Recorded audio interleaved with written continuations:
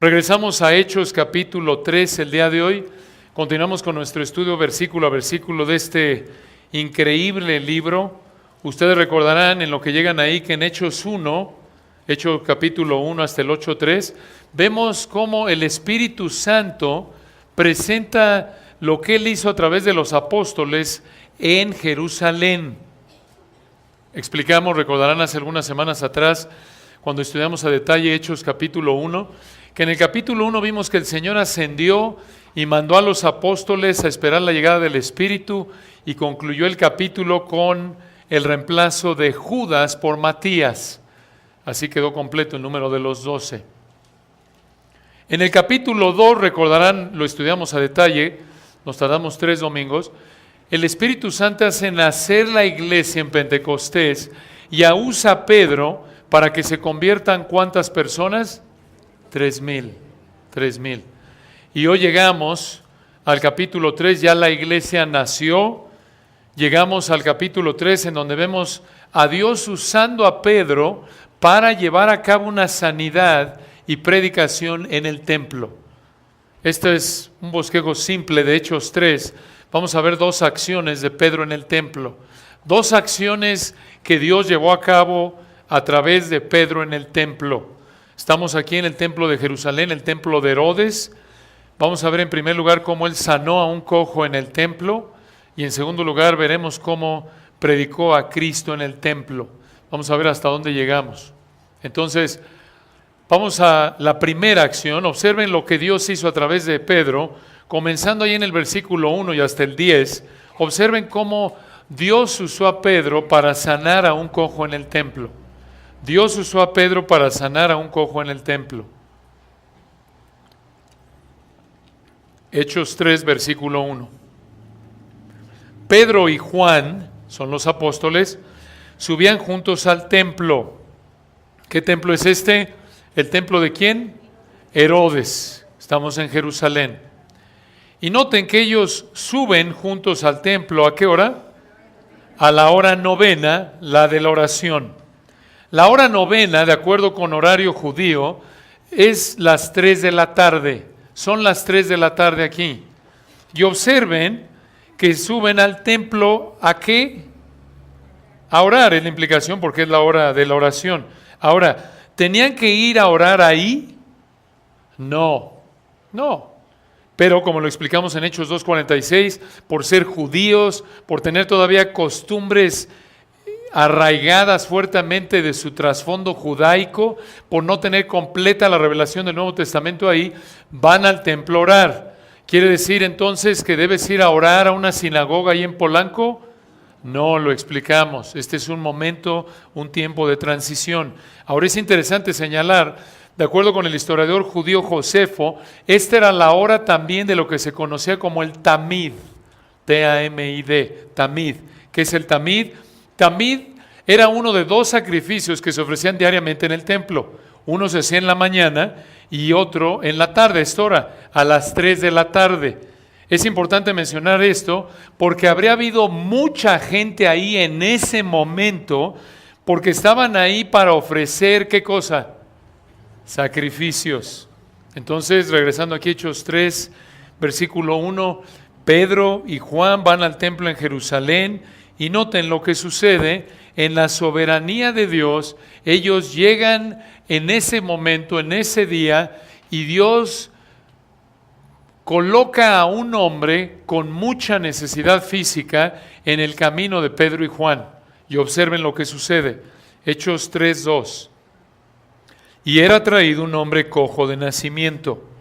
Hechos 4:22 nos dice que este hombre tenía más de 40 años. La situación de este hombre era seria. Noten, desde nacimiento era cojo. En otras palabras, este hombre en su vida había caminado. Él no sabía lo que era ponerse en pie. Y noten, a este hombre, versículo 2, lo ponían cada día a la puerta del templo que se llama La Hermosa. Una pausa ahí. ¿Cuál era esa puerta? Bueno, era una puerta grande y muy adornada que separaba el patio de los gentiles del patio de las mujeres. Sin duda la llamaban hermosa por lo espectacular que era. porque nos dice Josefo, el historiador judío, escribiendo acerca de esta puerta, y cito, que era de bronce corintio y excedía por mucho en valor a las puertas que estaban cubiertas de plata con oro. Fin de la cita. Esta puerta era tan grande que Josefo escribe que cuando la cerraban necesitaban a 20 hombres. Él dice, y cito, cuando la cerraban cada tarde, y cito aquí, difícilmente podía ser movida por 20 hombres. Fin de la cita. Entonces, era una puerta majestuosa, impresionante. Para darnos una idea, es algo así como entrar a Palacio Nacional, a la catedral, y ves estas puertas hermosas, anchas, que dices, oye, esto es hermoso, y toma mucha gente para, por lo menos más de una persona quizás para empujarla, pero el punto es que pueden imaginarse otra vez lo esplendorosa que era esta puerta, y por eso lo colocaban ahí a este cojo. Ahora noten para qué lo colocaban, ahí en el versículo 2. Para que pidiese limosna de los que entraban en el templo. En otras palabras, lo llevaban para que la gente entrando en el templo le diera ¿qué? Dinero. ¿Quién lo llevaba? No sabemos. Quizás algún familiar lo traía diariamente al templo, no estamos seguros. Ahora piensen en esto. El templo era un excelente lugar para pedir limosna, ¿no es cierto? Especialmente esta hora en la que la gente iba con la intención de mostrar su devoción ¿a quién? A Dios, a través del sacrificio, la oración, obras podemos llamarles de caridad. De hecho, los rabinos enseñaban que la fe judía tenía 3 pilares. La Torá, que es el Pentateuco, los primeros 5 libros del Antiguo Testamento, la adoración y la muestra de bondad. Parte de esa muestra de bondad era ¿qué? Dar limosnas. Entonces, este es un momento clave para este hombre. Además, la mayoría de la gente daba limosna para impresionar a otros y ganarse el favor de Dios, como lo vemos en Mateo 6, ¿recuerdan?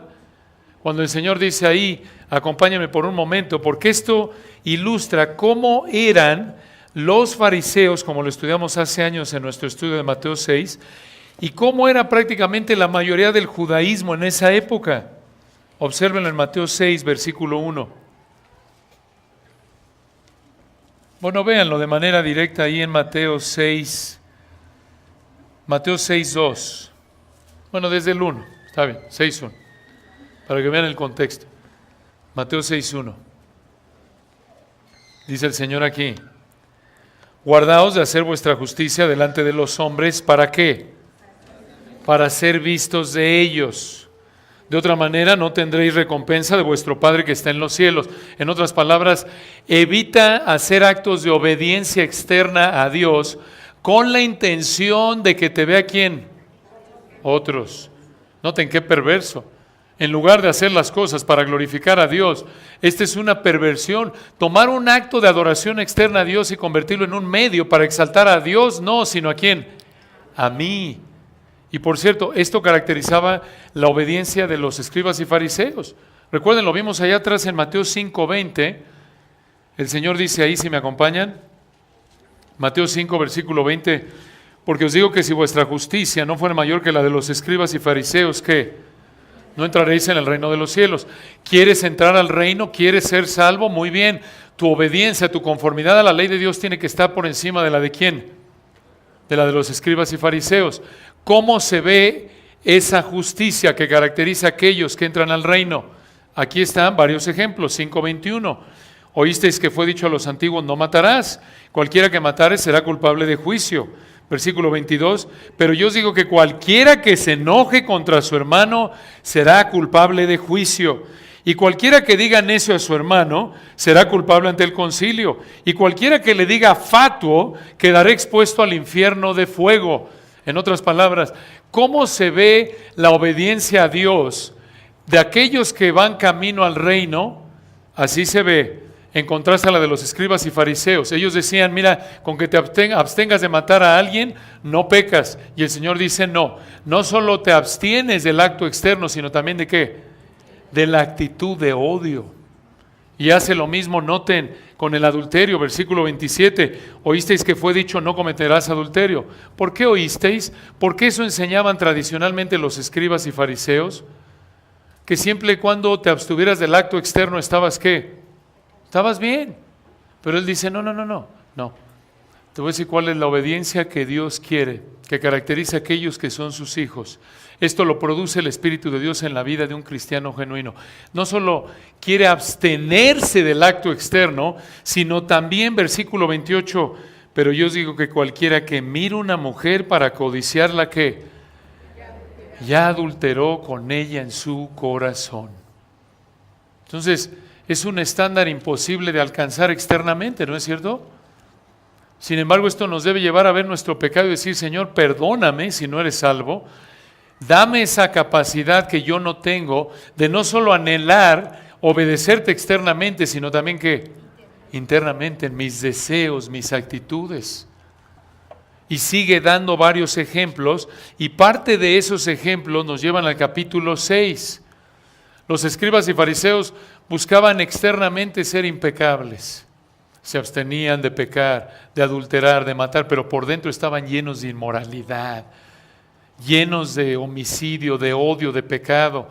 Y externamente, Mateo 6:1, hacían actos de obediencia externa que parecía a los ojos de los hombres que obedecían a Dios, pero realmente eran para exaltar ¿a quién? A ellos. Y lo hacían, noten también en qué área, Mateo 6:2. 6:1 es el resumen del 6:1 al 18 y nos da aquí en el 6:1 al 18 el Señor 3 ejemplos de cómo estos actos de adoración externa los pervertían y los convertían en medios para glorificarse a sí mismos, no a Dios. Uno es la limosna, otro la oración y otro el ayuno. En el caso de la limosna, noten Mateo 6:2, ¿cuándo pues? Noten la conexión. Ya nos dijo en el 6:1, guárdense de hacer su justicia, ¿para qué? Ser vistos de los hombres. Versículo 2, a la luz de eso, cuando des limosna no hagas tocar trompeta delante de ti, como hacen ¿quiénes? Los hipócritas en las sinagogas. ¿Y en dónde? En las calles, en lugares lo más visible y público posible. ¿Para qué? Para ser alabados por los hombres. De cierto os digo que ya tienen su recompensa. Mas cuando tú des limosna, no sepa tu izquierda lo que hace tu derecha, para que sea tu limosna en secreto, y tu Padre que ve en lo secreto te recompensará, ¿dónde? En público. Entonces, eso era lo que hacía la mayoría de la gente en esa época. Regresando a Hechos 3, versículo 2. La mayoría de la gente daba limosna, esto es, daba dinero a alguien en necesidad que lo pedía, con la intención de impresionar a otros y ganarse el favor ¿de quién? De Dios, porque ellos creían en salvación, ¿por qué? Por obras. Entonces, este cojo está en el lugar perfecto, ¿no es cierto? ¿Qué mejor lugar puede estar para recibir dinero que en un lugar y en un momento en el que la gente va a mostrar su devoción a Dios, como lo es tan común en nuestro país, ¿no es cierto? Que uno va pasando por alguna iglesia católica y hay muchos gente que está pidiendo dinero. Claro, y la gente se siente culpable porque va, según esto, a adorar a Dios y pues da, ¿verdad? Aunque sea por motivos pecaminosos, ¿no? Entonces, este cojo no puede estar en un mejor lugar ni en un mejor momento para recibir limosnas. Y aquí en Hechos 3, noten, él está ahí en la puerta la hermosa y noten lo que sucede. Aquí tenemos una cita soberanamente preparada por Dios. Hechos 3, versículo 3, hablando del cojo.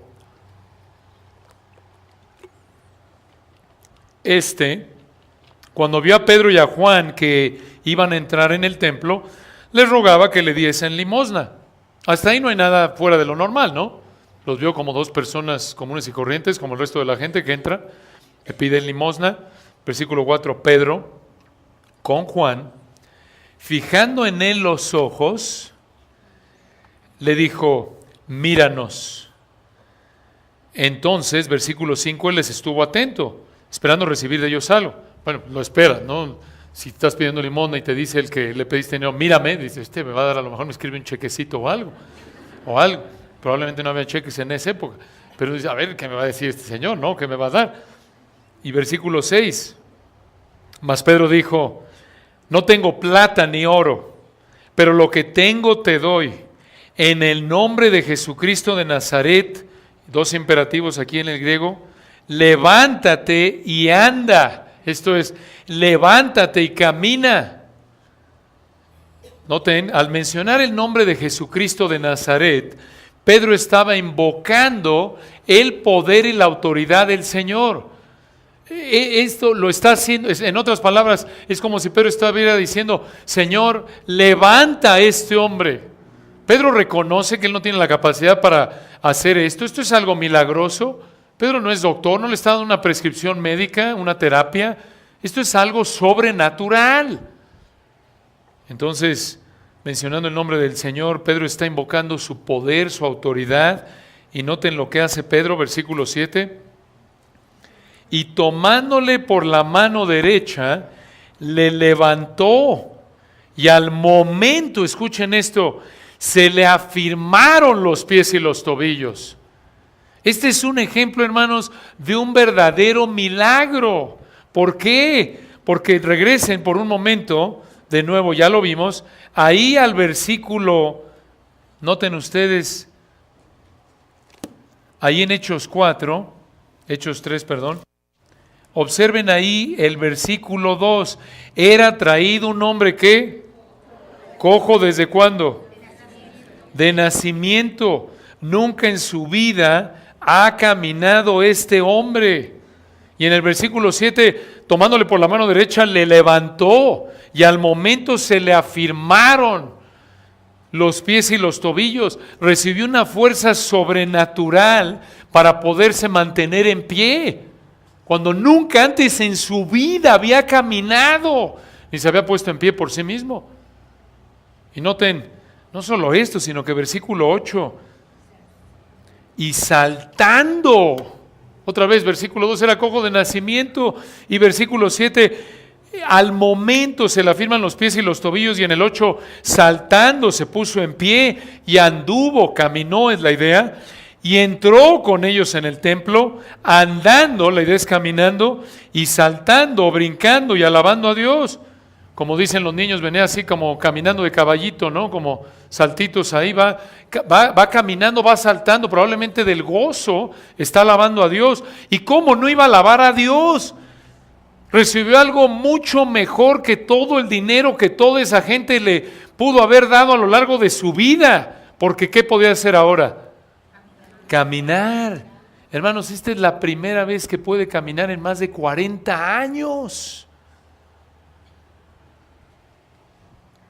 Y noten en versículo 9, hay testigos, y todo el pueblo le vio andar, esto es caminar, y alabar a Dios.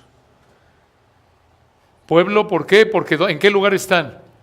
En el templo, a la hora del sacrificio, a la hora de la oración. Noten, desde el punto de vista humano, sin duda este hombre cojo planeó estar ahí en el mejor momento posible para recibir la mayor cantidad de dinero posible. Y nunca se hubiera imaginado que Dios en su gracia y soberanía decidió en este momento en el que había la mayor concurrencia de gente como pocas veces en el templo por la hora, que lo iba a curar milagrosamente. Esto es gracia. Y todo el pueblo le vio, versículo 9, andar y alabar a Dios, y en el 10, y le reconocían que era el que se sentaba a pedir limosna a la puerta del templo. La hermosa, y escuchen esto, y se llenaron, noten esto, muy importante, de asombro y espanto por lo que había sucedido. Aquí para promover el estudio de Julio que viene, el de griego, esa palabra espanto, que se traduce espanto aquí en Reina Valera 60, es la palabra griega extáseos. Extáseos, ¿a qué le suena? Éxtasis. Esto es muy importante. Lo que está diciendo aquí el Espíritu Santo a través de Lucas, que escribió este libro, extasios se refiere a una profunda experiencia emocional al grado que estás fuera de ti mismo. ¿Y cómo no iban a estar fuera de sí mismos? Porque veían diario a este hombre cojo de nacimiento y seguramente muchos habrían visto que lo llevaban, lo recogían, lo llevaban, lo recogían, no podía caminar. Inclusive muchos pudieron haberle dado hasta dinero a este hombre y ahora puede caminar. Y la idea aquí del versículo 10 es que toda la gente que estaba ahí a las 3 de la tarde, a la hora de la oración, que venían probablemente muchos a ofrecer su sacrificio, había quedado impresionada. La idea de extasios es sin palabras, boquiabiertos, atónitos, impresionados. Y hermanos, este es un verdadero milagro. Un milagro no es que una persona se cure de cáncer o salga ileso de un choque terrible sin una explicación racional aparente. Esta es una muestra de la providencia de Dios. ¿Qué es providencia bíblicamente hablando? Escuchen esto, muy importante recordarlo. La providencia de Dios es el control que Dios ejerce del universo, haciendo posible la existencia de todo lo que ha creado y dirigiendo todo detalle de su creación conforme a sus propósitos. Dicho de otra manera, todo lo que sucede en el universo está bajo el control ¿de quién? De Dios. Aun cuando no veamos alguna manifestación visible, sobrenatural, Él está guiando todo. Entonces, ¿cómo definimos un milagro? Ya hablamos un poquito de esto la semana pasada, ¿recuerdan? Sin embargo, vamos a profundizar un poco porque el texto nos lleva a eso. Este es un verdadero milagro. Y un milagro se puede definir, mucha atención, como un acto de Dios en el que los procesos, leyes naturales, controlados providencialmente por Dios, son alterados en su operación normal. Y debe ser algo visible, algo externo. Muy importante este punto. La norma en las Escrituras es que Dios hace milagros con el propósito de certificar a una persona enviada por Dios con la intención de que la gente crea su ¿qué? Mensaje, su predicación. Muy importante esto. En las Escrituras no hay ningún milagro que se realice con un propósito filantrópico de mera benevolencia, algún tipo de ayuda humanitaria. No lo vemos. Siempre es con este propósito. Muy importante entender que aunque Dios ciertamente tiene el poder para hacer milagros de manera continua, no ha determinado operar así. En otras palabras, los milagros no son la norma en la manera de operar por parte de Dios. En otras palabras, aunque llegamos a ver milagros aquí y aquí a lo largo de las Escrituras, y esta es una tarea para ustedes cuando quieran aceptarla, conforme leen la Biblia, léanlo, ahorita siguiendo el plan de lectura de Marco que nos está dando, busquen cuándo hizo Dios milagros.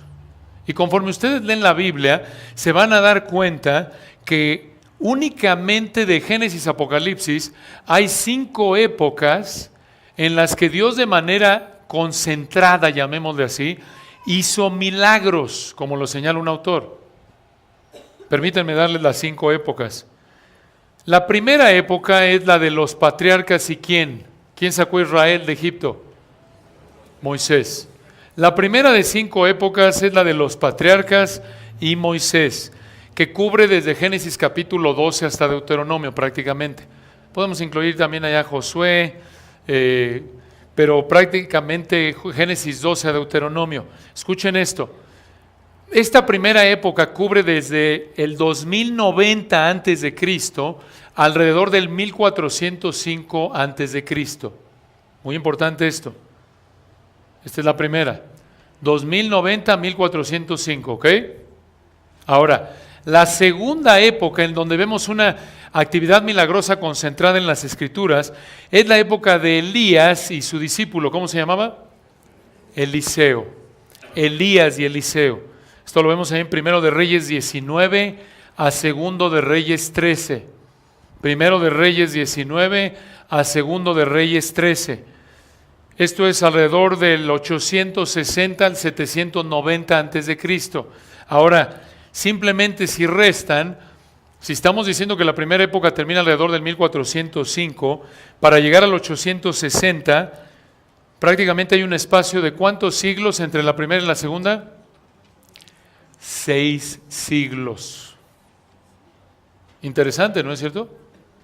En otras palabras, 6 siglos sin actividad milagrosa concentrada. Después, llegamos hasta el 605. Del 605 hasta el 535 antes de Cristo, llegamos a la tercera de 5 etapas de actividad milagrosa concentrada en las Escrituras. ¿Recuerdan qué etapa es esa? Daniel, ¿se acuerdan? Daniel, vemos cómo Daniel es arrojado al foso de los leones. Milagrosamente Dios lo libera. Visiones. Sus amigos, Sadrach, Mesach y Abed-Nego en Daniel 3 son arrojados ¿a dónde? Al horno de fuego ardiendo. ¿Y les pasa algo? No. Estos son milagros. Pero noten otra vez, pasan casi 2 siglos sin milagros concentrados después de Elías y Eliseo y luego viene Daniel. Y luego pasan, escuchen esto, si hacen cuentas de nuevo allá del 535, llegamos a la cuarta de 5 épocas y es la época del libro que estamos estudiando, la época de Jesús y ¿quiénes? Los apóstoles. Y hagan cuentas, 535 al 27 después de Cristo, ¿cuántos siglos? 5 siglos virtualmente sin milagros. Y la quinta época, ¿cuál es? ¿El último libro de la Biblia? Apocalipsis. El tiempo de la segunda venida. No estamos exactamente seguros de cuándo sucederá, pero por lo menos hasta nuestro día, cuando vemos en el Nuevo Testamento que los últimos milagros fueron alrededor del 58, ¿recuerdan? Después de Cristo, ahí en el último, en Hechos 28, y estamos en el 2013, estamos hablando de unos 20 siglos sin ¿qué? Sin milagros. Escuchen, milagros bíblicamente definidos. ¿Se dan cuenta? Entonces, aquí en Hechos capítulo 3, estamos en una época de milagros, las cuales incluyeron sanidades, como lo vemos aquí en el caso del cojo. Dicho de otra manera, una sanidad no es más que una curación ¿qué? Sobrenatural, milagrosa. Esta es una curación sobrenatural. Ahora, mucha atención. Hay gente que dice que actualmente Dios sigue haciendo milagros y sigue curando de manera milagrosa, como en la época de ¿qué? De Hechos. Sin embargo, cuando alguien te dice eso, le puedes hacer 6 preguntas. Les voy a dar 6 preguntas para determinar si una sanidad es milagrosa o no, si hay una curación milagrosa o no. Si no cumple los requisitos, los 6, no es milagrosa. Y dirá alguno, bueno, ¿en base a qué dices estas 6 preguntas? Bueno, en base a 6 características, como lo señala un autor, que vemos en todas las sanidades de Jesús y los apóstoles. 6 características de una curación sobrenatural, de una sanidad, escuchen, milagrosa, de una sanidad genuinamente milagrosa. Muy bien. En primer lugar, cuando Jesús y los apóstoles sanaron fue con una palabra o un toque.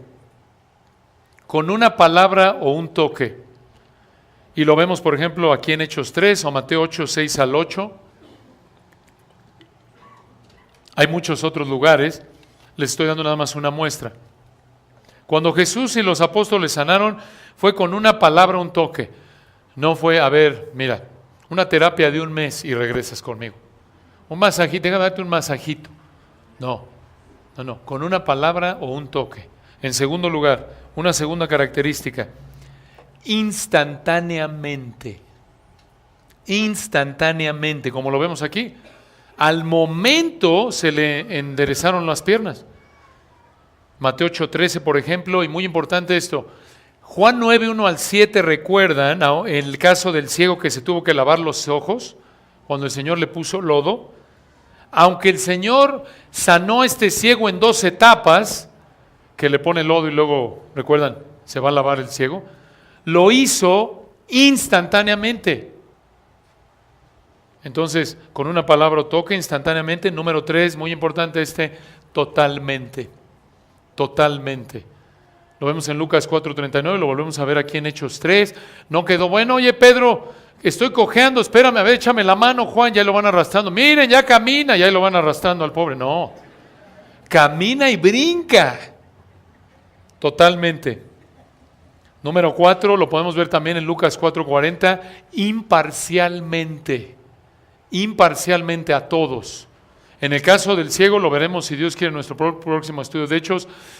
Por lo que dice el texto, parece que realmente creyó en el Señor y a través de su fe Dios lo sanó.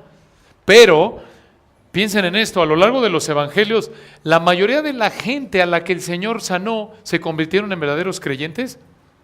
No. O para los que recibieron el beneficio de sus milagros, no. Ejemplo clásico, la alimentación de los 5,000, de los 4,000 que eran puros hombres, y simplemente añadiendo, estimando mujeres y niños, fueron 15 a 20,000 a quienes les dio de comer gratis y de manera sobrenatural. Y Juan 6 muestra que cuando el Señor les habla, la verdad, la mayoría de ellos ya no quisieron seguirlo. ¿Por qué? ¿Perdieron la salvación? No, nunca fueron verdaderos creyentes. Y así es a lo largo de los evangelios. Vean cómo sanaba multitudes, y recuerden, al final de su ministerio, después resucita y demás, ¿cuántos habían Hechos 1 en el aposento alto? 120. 1 Corintios 15, 500, a más de 500 aparece el Señor, ¿recuerdan? Después de la resurrección. ¿Y dónde están esos miles a quienes les dio de comer? Y tantos a quienes sanó. No están, porque eran ¿qué? Incrédulos. Entonces nada de que como muchos de estos charlatanes en la actualidad, te voy a sanar. Pero no me sanó, pastor. Es que es por falta de fe. Eso es una ridiculez. Y de esa manera la pobre persona está pensando que es su culpa que no recibió la sanidad milagrosa del Señor. Pero la realidad es que no está sana porque en la actualidad Dios ya no sana de forma milagrosa como en ese entonces. Alguno dirá, oye, pero entonces Dios ya no sana en respuesta a la oración. Sí, vamos a hablar de eso en un momento. Pero el punto es que estas son las características del don de sanidades, de las curaciones milagrosas genuinas en la Biblia. Número 5, otra muy importante. El Señor y los apóstoles sanaron enfermedades orgánicas. No dolores de cabeza, no menosprecio el dolor de cabeza, no palpitaciones de corazón, no dolor en la ciática o en la parte baja de la espalda, no. Estamos hablando de gente que tenía manos secas, ciegos, paralizados, cojos, como este hombre que no había caminado de toda su vida. Enfermedades orgánicas. Y una sexta, también resucitaron muertos, como lo vemos en Lucas 7, 11 al 16. Entonces, el verdadero don de sanidades en la Biblia, las curaciones sobrenaturales milagrosas, tienen estas 6 características, con una palabra o toque. Y te puede hacer la pregunta cuando alguien te dice, es que Dios me sanó milagrosamente, ¿así? ¿Fue con una palabra o toque? ¿Fue instantáneamente? ¿Fue totalmente? ¿Fue imparcialmente a creyentes e incrédulos? ¿Fue alguna enfermedad orgánica o hasta alguna resurrección de muertos? No, claro que no. ¿Por qué? Porque Dios ya no muestra su poder de esa manera en la actualidad. ¿Por qué? ¿Porque Dios ya no tiene poder? No. Dios puede, en respuesta a la oración, sanar a alguien. Por ejemplo, ¿cuántos casos hemos visto a veces de gente que tiene cáncer y de manera inexplicable se recupera en respuesta a qué? A la oración. Pero esa no es un milagro. Esa es la gracia de Dios mostrada en respuesta a la oración. Y otra vez escuchen, porque este es un argumento clásico, cuando alguien le dice a una persona, oye, es que Dios ya no sana de manera milagrosa. ¿Qué? ¿Entonces Dios no es igual de poderoso en la época de los apóstoles que hoy? Sí, nada más que por lo que vemos en las Escrituras, Él ha escogido a lo largo de la historia de la redención, a lo largo de la historia que vemos en la Biblia, usar milagros en épocas específicas. No es la norma, no es la norma. Y de hecho, recuerdan ustedes, acompáñenme a 1 de Timoteo 5, y con esto terminamos. 1 de Timoteo 5.